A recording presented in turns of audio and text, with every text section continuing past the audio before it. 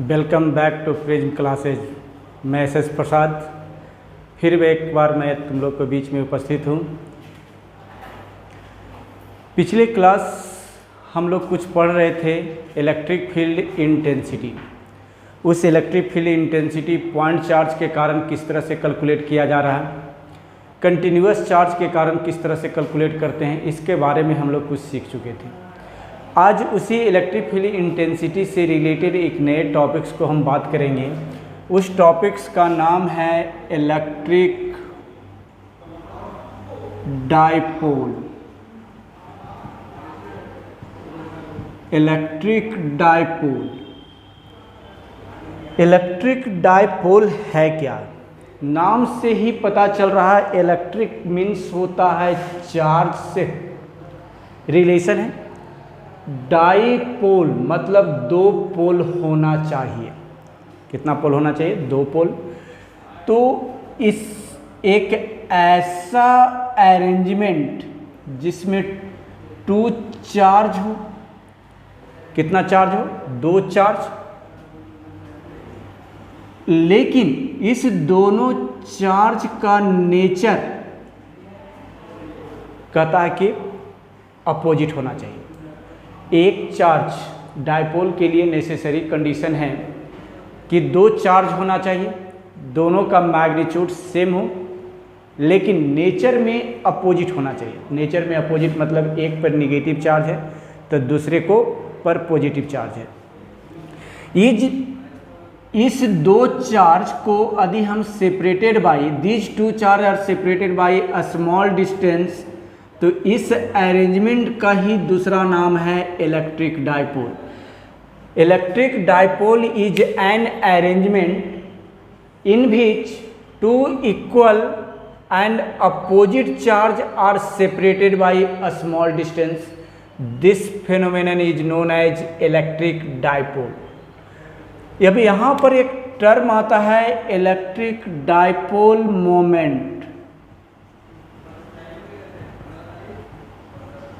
Electric dipole moment represented by P, और ए पर arrow देने का मतलब है कि it is a vector quantity. कैसा क्वांटिटी? Vector quantity.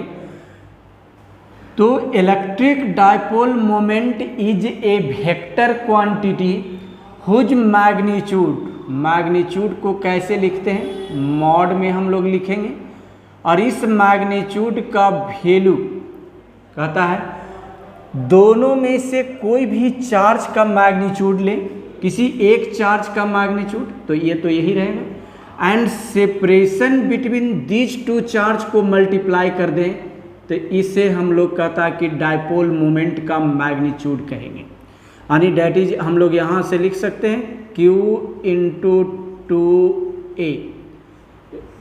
अब ये सिर्फ मैग्नीट्यूड का रिप्रेजेंटेशन है।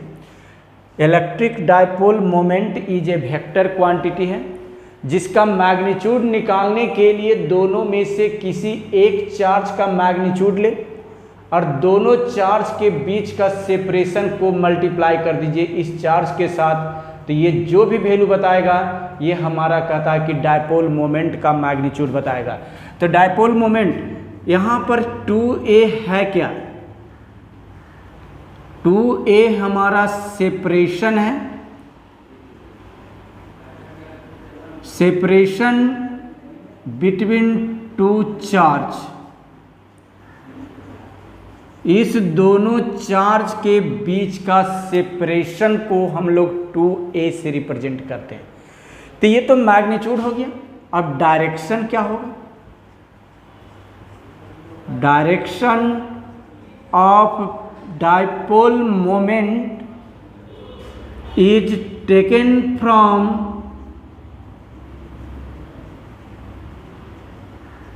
From negative to positive charge,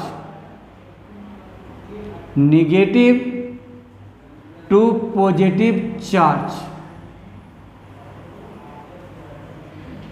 इस नेगेटिव से पॉजिटिव चार्ज की ओर होगा, इसका मतलब कि ये आपका P वेक्टर का डायरेक्शन A होगा।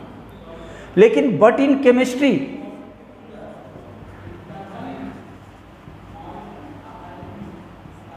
यानी केमिस्ट्री की बात करते हैं तो डायरेक्शन ऑफ पी वेक्टर जो हम लोग कंसीडर करोगे तुम लोग, P vector from positive to negative, from positive to negative charge. Physics में ये कंट्राडिक्शन पॉइंट अभी तक मेंटेन है। फिजिक्स में डायपोल मोमेंट का direction from negative to positive consider करते हैं, जबकि केमिस्ट्री में डायपोल मोमेंट का direction from positive to negative charge लेते हैं। यदि ये आप इस चीज़ को ध्यान रखेंगे, फिजिक्स का पेपर में आपके पास ये ऑप्शन है तो from negative to positive consider करोगे, केमिस्ट्री का पेपर है तो from positive to negative consider करेंगे। ये तो डायपोल मोमेंट की यदि हम बात कर रहे थे, लेकिन डायपोल मोमेंट एक वेक्टर क्वांटिटी है, तो नेट मोमेंट यदि सिस्टम ऑफ डायपोल हो, if system of dipole, system of dipoles यानी एक से अधिक डायपोल मिलकर के एक सिस्टम बना रहा है, तो उस सिस्टम का net dipole moment, net P जो हम लोग कैलकुलेट करेंगे, तो हम लोग वेक्टर क्वांटिटी है तो सारे वेक्टर क्वांटिटी का ये सम करेंगे। जितने भी डायपोल मोमेंट है, इंडिविजुअल डायपोल मोमेंट का ये वेक्टर समेशन ही हमारा क्या बताएगा, सिस्टम ऑफ डायपोल का नेट मोमेंट बताएगा। हम लोग कभी भी सिंपल अलजेब्रिक सम ना करके बल्कि वेक्टर सम करेंगे, और वेक्टर सम करने के लिए हम लोग पढ़ चुके हैं किस तरह से वेक्टर को एडिशन करते हैं, by triangle law, parallelogram law, यानी जो भी एडिशन वेक्टर का आप लोग सीखे हैं उस नियम को हम लोग फॉलो करेंगे। जस्ट लाइक एक एग्जाम्पल की अभी हम बात करें, सपोज दैट मान लिया जाए कि ये आपका एक, यहाँ पर ये -2q कंसीडर करें और यहाँ पर ये +q और यहाँ पर भी एक +q, ऐसा चार्ज एक सिस्टम है और ये आपका ये 60 डिग्री है। एक सिस्टम ऑफ चार्ज दिया गया है और क्वेश्चन में कह रहा है कि find net dipole moment due to system of charge, यानी question find net dipole moment, net dipole moment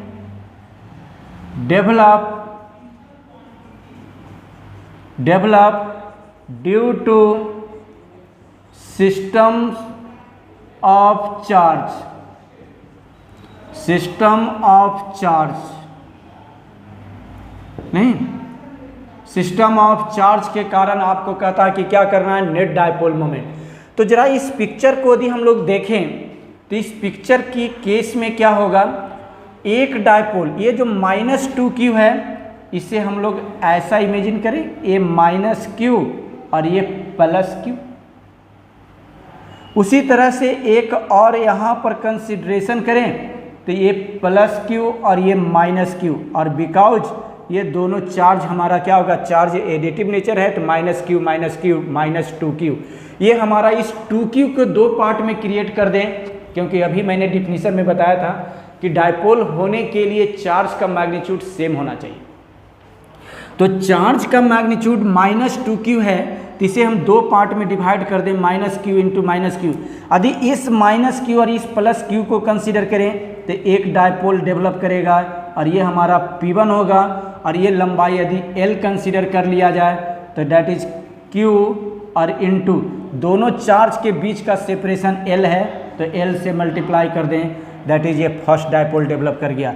another dipole from negative to positive इस दो चार्ज के कारण डेवलप करेगा और इसे हम लोग P2 कंसीडर करें और P2 का वैल्यू दैट इज Q और दोनों चार्ज के बीच का सेपरेशन तो that is Q into L। इस दो चार्ज के कारण इस सिस्टम ऑफ चार्ज के कारण, इस सिस्टम ऑफ चार्ज के कारण दो डायपोल डेवलप कर गया और इस दोनों डायपोल के बीच का एंगल कितना डिग्री होगा, 60 डिग्री। तो net dipole moment P equal to consider करें तो P1 vector plus P2 vector, तो नेट P का वैल्यू यदि कंसीडर किया जाए तो P1 का स्क्वायर प्लस P2 का square plus 2P1 P2 cos theta.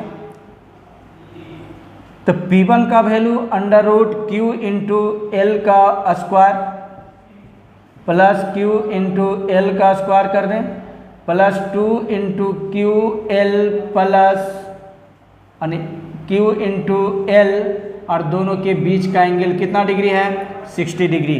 तो 60 डिग्री डैट इज cos 60 का वैल्यू 1/2, तो ये 2 से 2 ये क्या हो गया कैंसिल, तो that is √3 Q into L. अब ये तो मैग्नीट्यूड नेट मोमेंट नेट कहता कि यदि हम कह दें नेट आपका ये नेट मोमेंट का वैल्यू निकल गया √3 इंटू क्यू एल। अब इसका नेट डायरेक्शन हम लोग कैसे देखेंगे, तो इसको हम लोग एक पैरेललोग्राम बना दें। इस पैरेललोग्राम का ये जो डायगोनल होगा यही हमारा ये कहता कि net dipole moment that is ये पी वेक्टर बताएगा।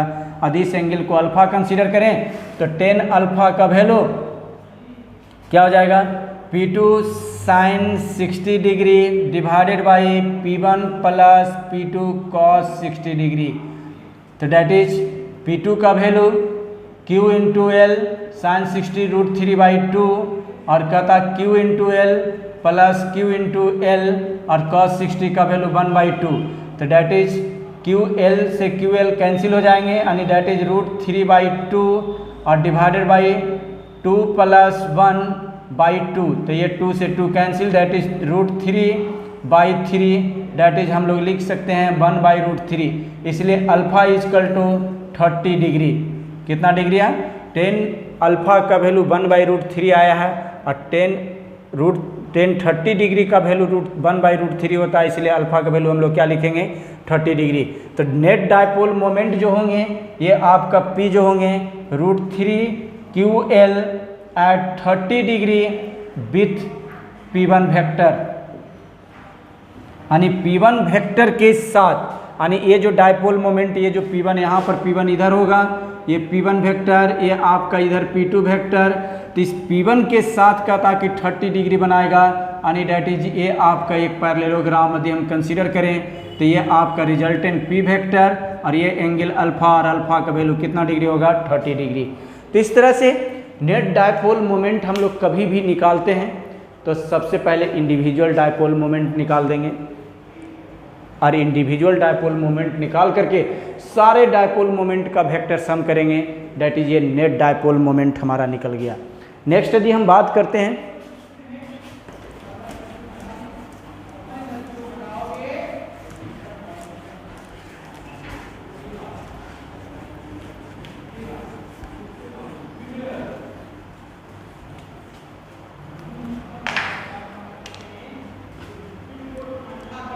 Electric field intensity, electric field intensity due to electric dipole,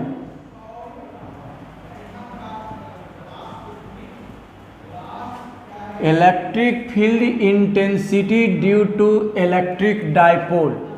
electric dipole के कारण इलेक्ट्रिक फील्ड इंटेंसिटी हमें फाइंड करना है, तो किस तरीके से फाइंड करेंगे, तो इसमें case first electric field intensity on axis, axis को हम और भी बोलते हैं end on position, end on position axis of dipole. Electric field on axis of dipole या electric field on end on position of dipole. तो सबसे पहला हम लोग को ये सीखना है कि एक्सिस ऑफ डायपोल क्या कहलाता है। तो एक्सिस ऑफ डायपोल का मतलब, जैसे सपोर्ट ए आपका एक इलेक्ट्रिक डायपोल है, ये -q और इसे हम लोग ये +q कंसीडर कर रहे हैं। ए और B, A B is an electric dipole, और इस दोनों चार्ज के बीच का सेपरेशन को 2a से रिप्रेजेंट कर दें। किससे रिप्रेजेंट कर दें?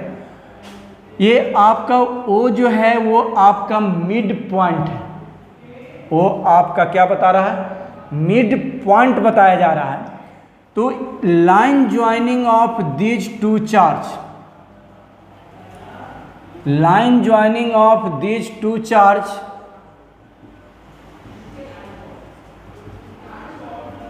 line joining of these two charge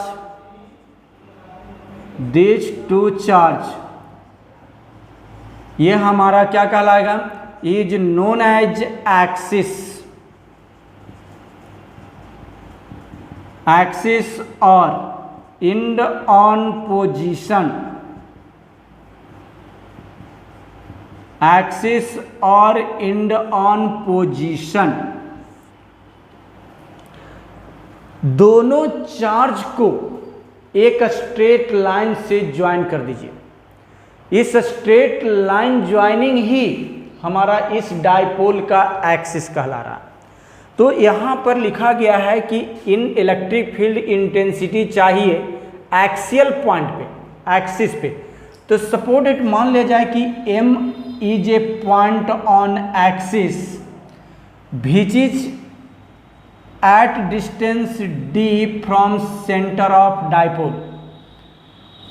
M आपका इस डायपोल के एक्सिस पर कोई एक पॉइंट कंसीडर किया जाए। अब M आपका एक एक्सिस पर कोई एक पॉइंट है जहां पर इंटेंसिटी निकालना है। तो मैं पिछले क्लास डिस्कस किया था, जिस किसी भी पॉइंट पर इंटेंसिटी फाइंड करना है उस पॉइंट पे first of all put the unit positive charge. किसी भी पॉइंट पर इंटेंसिटी फाइंड करने के लिए उस point per unit positive charge हमें फाइंड रखना पड़ता है। तो सबसे पहले M पॉइंट आपका क्या है, एक्सियल पॉइंट है, और इस M पॉइंट पर इलेक्ट्रिक फील्ड इंटेंसिटी चाहिए। तो put the unit positive charge at point M।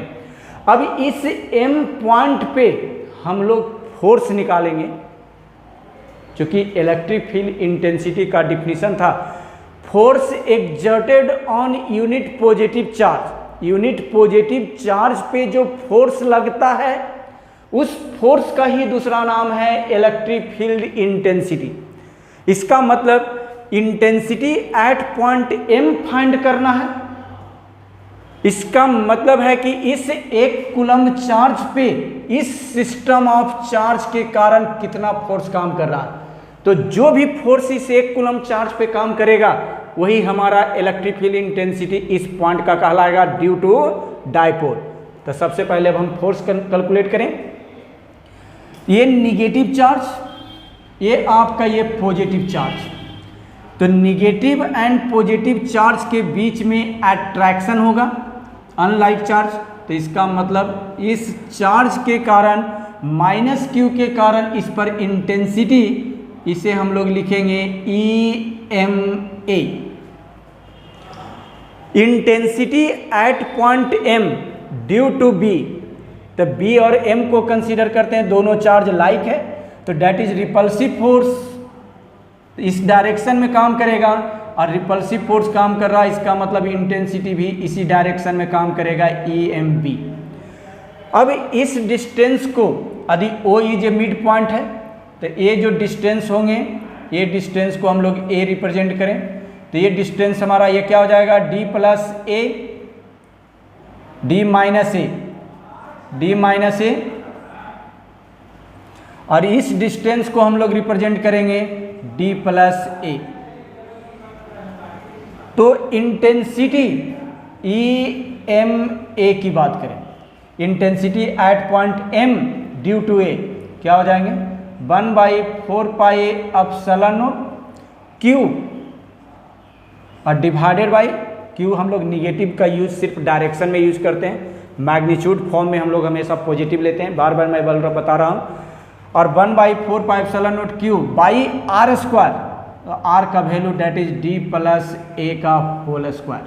अब इस इंटेंसिटी को का डायरेक्शन यदि लिखा जाए तो डायपोल मोमेंट का डायरेक्शन निगेटिव टू पॉजिटिव और EMA का direction opposite to dipole moment, तो इसका डायरेक्शन हम लोग लिख सकते हैं अपोजिट टू P वेक्टर। उसी तरह से हम बात करते हैं EMB की बात करें तो 1/4πε0 Q divided by d minus a का होल स्क्वायर। और इसका direction same as P vector. इस m पॉइंट पे दो फोर्स है, यानी दो इंटेंसिटी है। फर्स्ट ड्यू टू ए के कारण, अनदर ड्यू टू कहता है कि बी के कारण। अभी इस नेट पॉइंट पे यानी m पॉइंट पे नेट इंटेंसिटी चाहिए, तो intensity is a vector quantity. तो नेट इंटेंसिटी की बात करें E इजकल टू तो EMA प्लस EMB, ये वेक्टर फॉर्म। इस दोनों इंटेंसिटी का डायरेक्शन एक दूसरे के अपोजिट है, तो इस E वेक्टर का मैग्नीट्यूड दैट इज E। तो हम लोग क्या करेंगे, जब दो वेक्टर अपोजिट डायरेक्शन है तो बड़ा वेक्टर का मैग्नीट्यूड में से छोटे वेक्टर का मैग्नीट्यूड को सब्ट्रैक्ट करेंगे। तो यहाँ पर बड़ा वेक्टर का था कि मैग्नीट्यूड EMB का मैग्नीट्यूड ज़्यादा है और EMA का मैग्नीट्यूड कम है, तो that is 1/4πε0 Q divided by d minus a का होल स्क्वायर, फिर minus 1/4πε0 Q divided by d plus a का होल स्क्वायर। यानी चूंकि जब दो वेक्टर अपोजिट है, EMA और EMB का डायरेक्शन अपोजिट है, तो इस E का डायरेक्शन को निकालने के लिए EMB का मैग्नीट्यूड में से EMA का मैग्नीट्यूड को घटाना होगा, तो घटा दिए। तो डैट इज यहाँ से हम लोग कॉमन ले लें, तो 1/4πε0 Q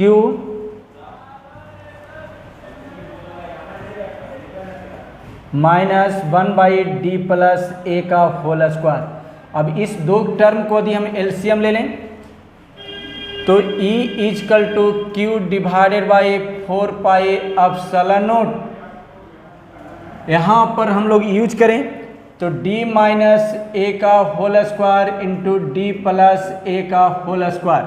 अब इस टर्म को यहाँ पर ले आएंगे तो डी स्क्वायर प्लस ए स्क्वायर प्लस 2DA माइनस, अब d माइनस ए यहाँ पर आपको आ जाएगा d माइनस ए का होल स्क्वायर, तो that is minus d square minus A square और plus 2DA, that is d square a square d square a square cancel हो गया, that is E equal to 1/4πε0 Q into 4DA divided by और a plus b, इसका simplification कितना हो जाएगा, D square minus ए square का ये whole square, a plus B into A minus B, A minus A square minus B square, ऐसा ऐसा आप दो बार आप इसको लिख सकते हैं तो स्क्वायर हो जाएंगे।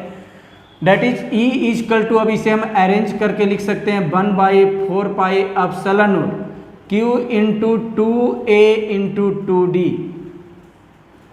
डी स्क्वायर माइनस ए स्क्वायर का whole square, Q into 2A ये हमारा P के बराबर हो गया, तो डेट इज 1/4πε0 तो 2PD divided by D square minus A square का whole square.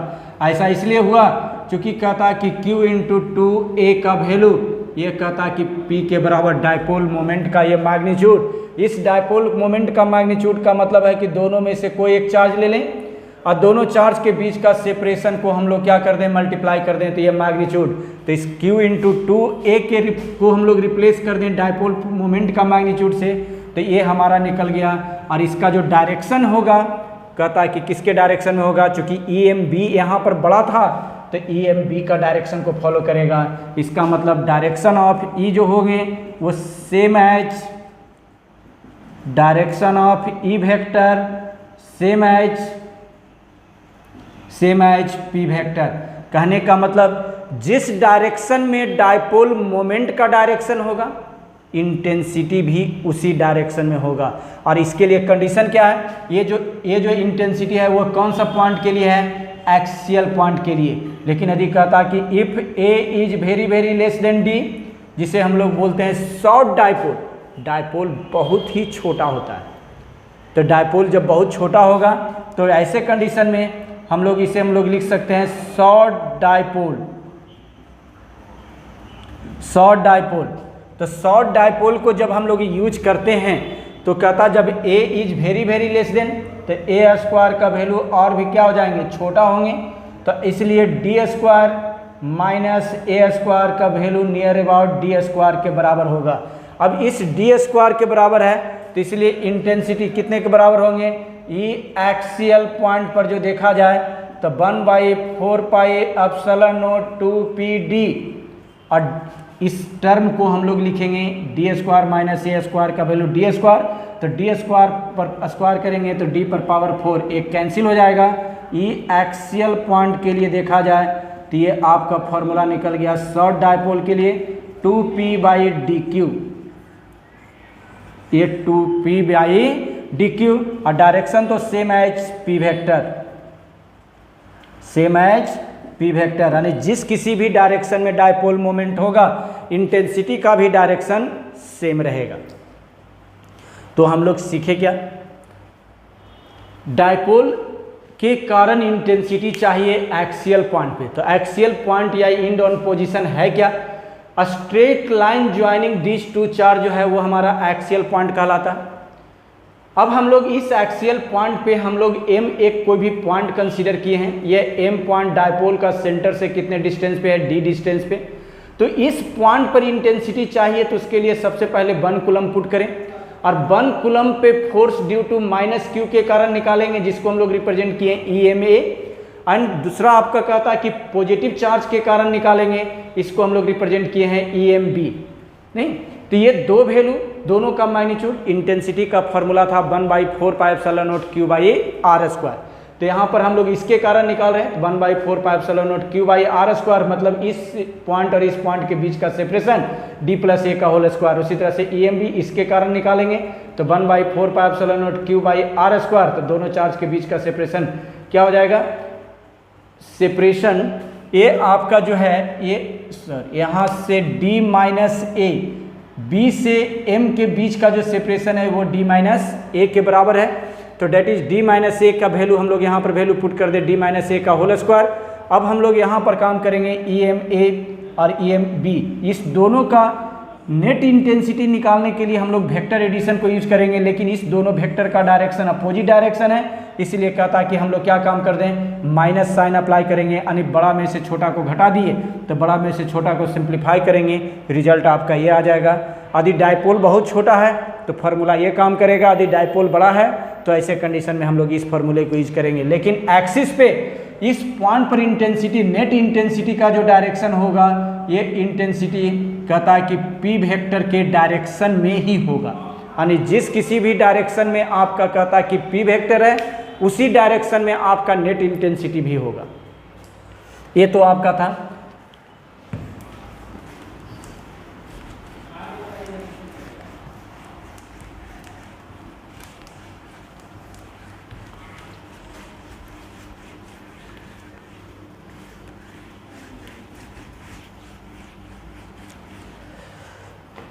Electric field intensity on perpendicular bisector, और इसी को बोलते हैं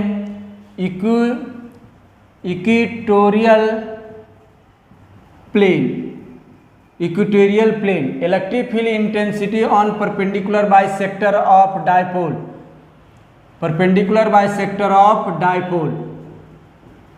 इस डायपोल के कारण कहता कि परपेंडिकुलर बाइसेक्टर पे इंटेंसिटी चाहिए, तो कैसे निकालेंगे, सो सिंपल, ये हमारा एक इलेक्ट्रिक डायपोल है, ये -q, और ये b हमारा ये +q, दोनों चार्ज के बीच का separation 2a, o is a mid point है, ये आपका o आपका मिड पॉइंट माना जाए, और ये हमारा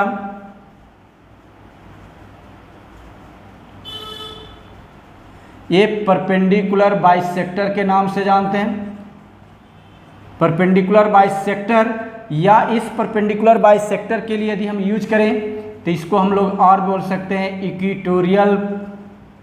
इक्वेटोरियल प्लेन, यानी इस इक्वेटोरियल प्लेन पे या परपेंडिकुलर बाइसेक्टर पे इंटेंसिटी चाहिए, तो इस पॉइंट को हम लोग फिर से m1 कंसीडर करें और यहाँ per unit positive charge place कर दें।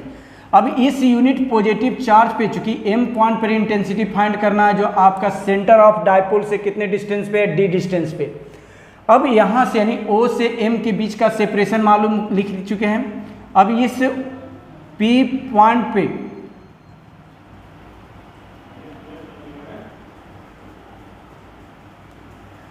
इस M पॉइंट पे इंटेंसिटी A के कारण भी होगा और इस B के कारण भी होगा।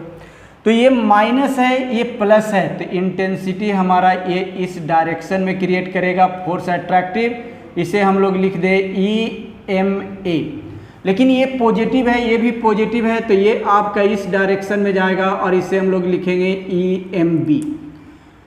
तो EMA का मैग्नीट्यूड क्या हो जाएगा, 1/4 pi epsilon not Q1 Q2, तो डेट इज ये Q और डिवाइडेड बाई R स्क्वायर, तो ये डिस्टेंस आपका D square plus A square, तो उसका स्क्वायर करेंगे तो आपका रूट हट जाएगा। उसी तरह से EMB का वैल्यू देखा जाए तो सेम वैल्यू आएगा, क्योंकि चार्ज भी सेम है, डिस्टेंस भी आपका ये क्या होगा, सेम है, डेट इज। लेकिन ये फोर्स का नेचर अट्रैक्टिव है और इस फोर्स का नेचर रिपल्सिव है। लेकिन ये दोनों एक वेक्टर क्वांटिटी है, इसका डायरेक्शन को यदि हम EMA का डायरेक्शन को रिप्रेजेंट करें तो M2A होगा, इस तरह से रिप्रेजेंट कर दें, और इसका डायरेक्शन B2 कहता कि आपका M होगा, ये आपका इस डायरेक्शन में आपका, ये आपका इस तरह से डायरेक्शन को हम लोग रिप्रेजेंट कर दें। तो नेट इंटेंसिटी यदि निकालना चाहते हैं, नेट इंटेंसिटी, तो EMA प्लस EMB दोनों का इंटेंसिटी का वेक्टर एडिशन करेंगे। अब वेक्टर एडिशन करेंगे, उसके लिए हमें एक्स एक्सिस बना ले रहे हैं, एक्स एक्सिस का रिप्रेजेंटेशन कर लिए, और ये बाई एक्सिस। यदि इस एंगल को थीटा इमेजिन करते हैं तो ये भी एंगल क्या होगा, थीटा, और ये थीटा, तो वर्टिकली अपोजिट एंगल ये भी थीटा। अब कंपोनेंट को यदि ब्रेक किया जाए तो इसका कंपोनेंट इस डायरेक्शन, तो EMA cos थीटा, और इस डायरेक्शन में EMA sin थीटा। उसी तरह से EMB का कंपोनेंट यदि देखा जाए तो एक कंपोनेंट पॉजिटिव आई एक्सिस में EMB cos थीटा, और एक इस डायरेक्शन में EMB sin थीटा। अब कहता कंपोनेंट को rectangular component that is IJK में रिप्रेजेंट कर दिया जाए, तो IJK में रिप्रेजेंट करते हैं तो net intensity E equal to EMA, E तो माइनस एक्स कंपोनेंट निगेटिव है, तो EMA sine theta i cap, फिर minus EMA cos theta j cap, फिर बाई कंपोनेंट EMB का बाई कंपोनेंट पॉजिटिव है और एक्स कंपोनेंट निगेटिव है, तो EMB sine theta i cap और plus EMB cos theta j cap. तो इस तरह से यदि हम इसे ऑब्जर्व करते हैं तो क्या देख रहे हैं, by component equal, by component कहता EMB कॉस थीटा और कहता कि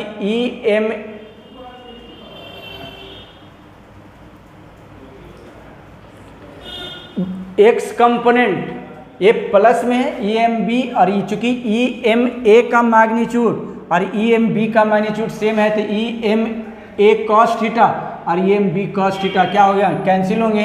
ऐसा इसलिए क्योंकि EMA का मैग्नीट्यूड और EMB का मैग्नीट्यूड सेम है और वो आपका है 1/4 pi epsilon not Q divided by D square plus A square. ठीक है, तो ये तो आपका कांस्टेंट था इसलिए बाई कंपोनेंट कैंसिल होगा, तो नेट इंटेंसिटी आपका हो गया -2 EMA साइन थीटा और आई कैप। अब इसका मैग्नीट्यूड लिखें तो 2 EMA साइन थीटा, क्योंकि निगेटिव यदि मॉड करेंगे तो ये निगेटिव पॉजिटिव में कन्वर्ट कर जाएगा। अब सबका वैल्यू पुट कर दिया जाए, E का वैल्यू 2, EMA का वैल्यू 1/4 पाई एप्सिलॉन नॉट लिखा हुआ है, Q divided by D square plus A square. और साइन थीटा की बात करते हैं तो साइन थीटा के लिए देखें तो ये टोटल डिस्टेंस 2A है, ये आपका A है, तो a divided by under root D square plus A square और q इंटू 2a ये हमारा डायपोल मोमेंट हो गया 1/4 पाई एप्सिलॉन नॉट p और यहाँ पर हम लोग डी स्क्वायर प्लस ए स्क्वायर पर पावर 3/2 ये हमारा इंटेंसिटी का ये वैल्यू निकल गया मैग्नीट्यूड। लेकिन डायरेक्शन किस एक्सिस में? माइनस आई मतलब निगेटिव एक्स एक्सिस में, और डायपोल मोमेंट का जो डायरेक्शन है वो हमारा पॉजिटिव एक्स एक्सिस में। डायपोल, चूंकि हम लोग डायपोल के कारण इंटेंसिटी पढ़ रहे हैं तो डायरेक्शन भी इन टर्म्स ऑफ डायपोल ही बताना पड़ेगा। डायपोल के टर्म यदि बताते हैं तो कहता है इस P का डायरेक्शन पॉजिटिव एक्स में, लेकिन इंटेंसिटी का डायरेक्शन जो है निगेटिव एक्स में, तो डेट इज हम लोग लिख सकते हैं अपोजिट टू P वेक्टर। अब कहता है कि if A is very very less than D तो डी स्क्वायर क्या हो जाएंगे प्लस ए स्क्वायर, ये हमारा कहता है कि डी स्क्वायर के बराबर रह जाएगा। तो नेट इंटेंसिटी आपका हो जाएगा 1/4 pi epsilon naught P divided by D पर पावर Q, लेकिन और direction opposite to P, opposite to P vector. तो एक्सिस पे ये परपेंडिकुलर बाइसेक्टर का लाइन फार्मूला है। तो एक्सिस पे फॉर्मूला क्या देख रहे थे, यहाँ पर आया था 2p/dq, अब परपेंडिकुलर बाइसेक्टर पे p/dq।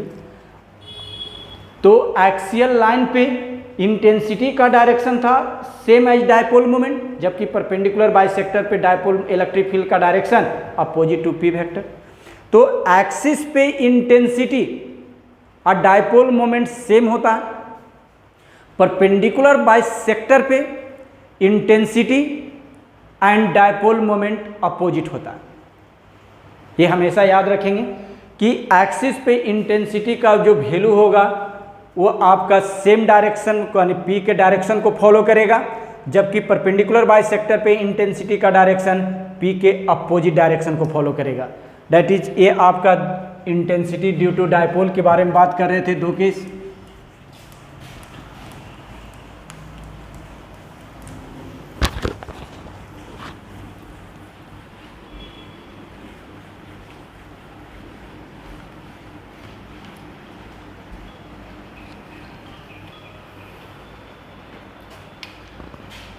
नेक्स्ट यदि हम बात करते हैं कि electric dipole is kept in uniform electric field,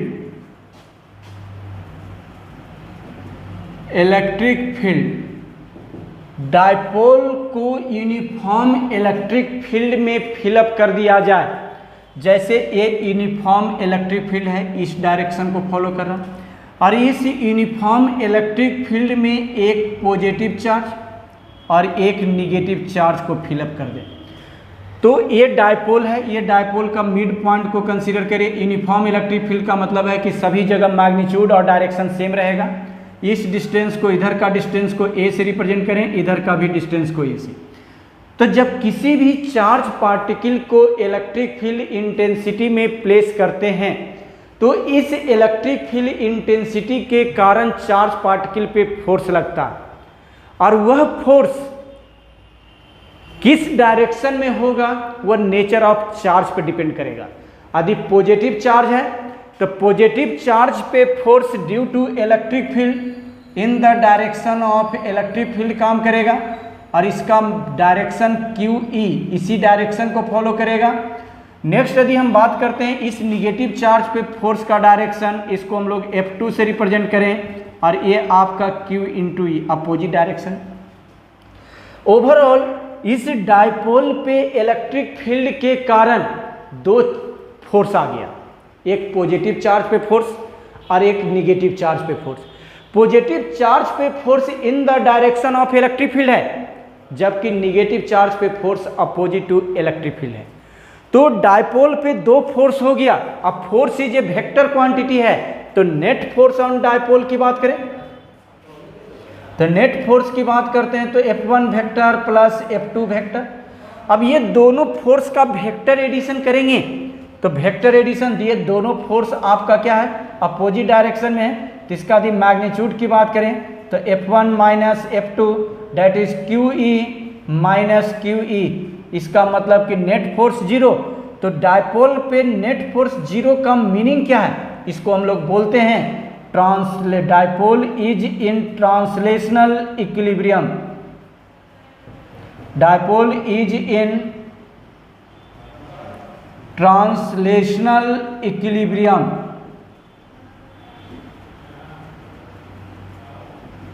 translational equilibrium. अब ये ट्रांसलेशनल इक्विलिब्रियम का मतलब क्या है, इसका मीनिंग है कि डायपोल इज इन रेस्ट और moves with uniform velocity.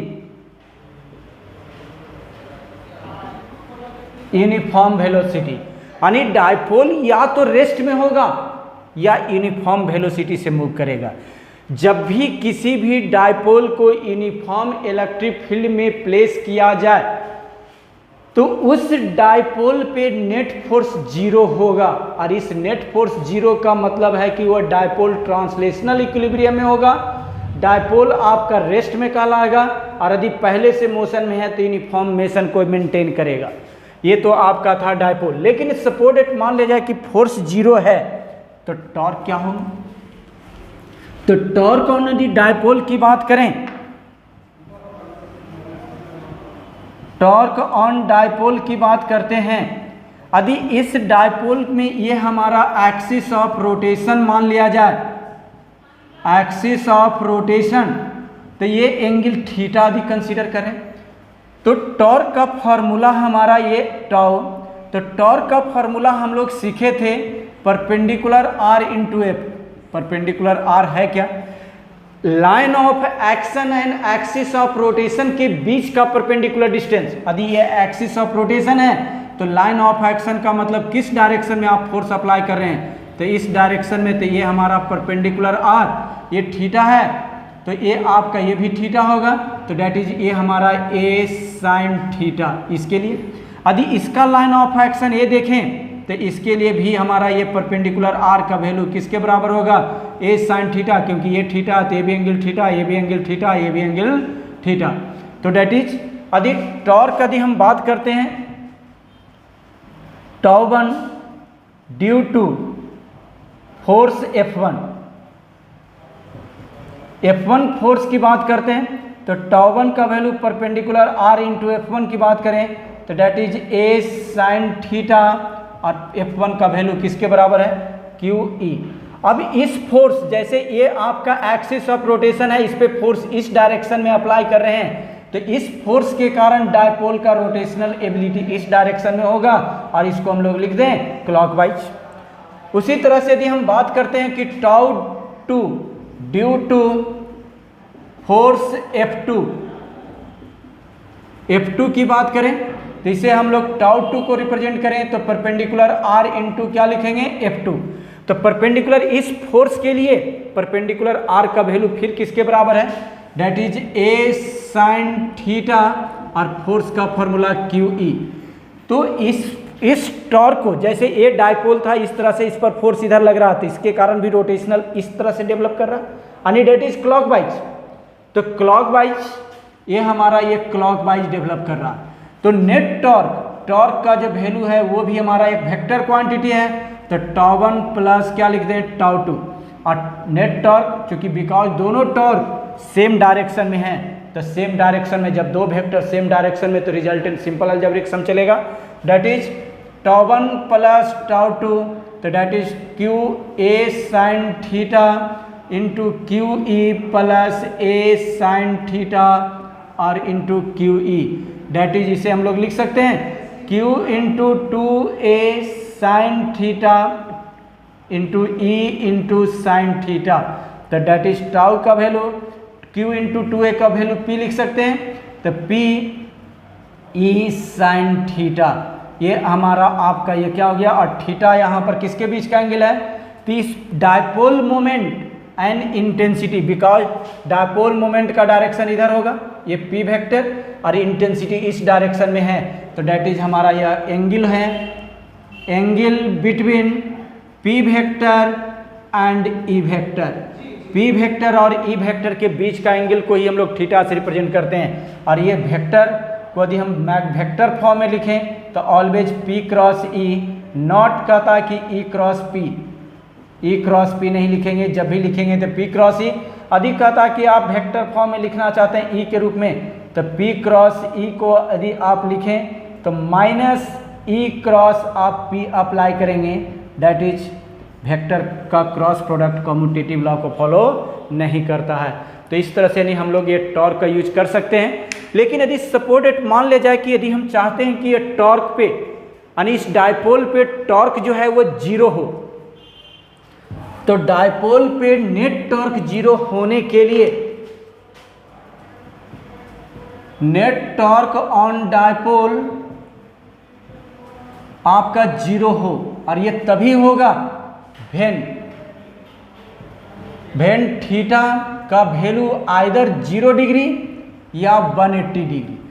0 degree का मतलब जैसे टॉर्क साइन 0 का वैल्यू 0 होता है, साइन 180 का वैल्यू भी 0 होता है। ये तभी मतलब है, इसका मतलब है कि dipole is in the direction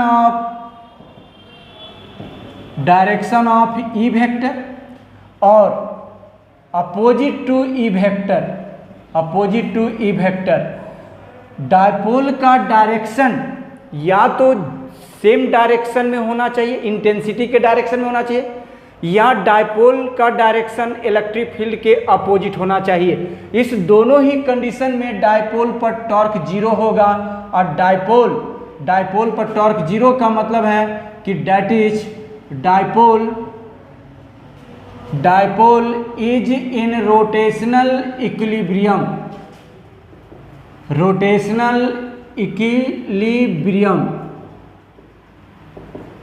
dipole आपका रोटेशनल इक्विलिब्रियम में कहलाएगा। तो जब भी किसी भी डायपोल को यूनिफॉर्म इलेक्ट्रिक फील्ड में प्लेस करते हैं, देन डायपोल पे नेट फोर्स ऑलवेज जीरो होगा। लेकिन नेट फोर्स जीरो होने के लिए इस इलेक्ट्रिक फील्ड इंटेंसिटी का वैल्यू यूनिफॉर्म होना चाहिए।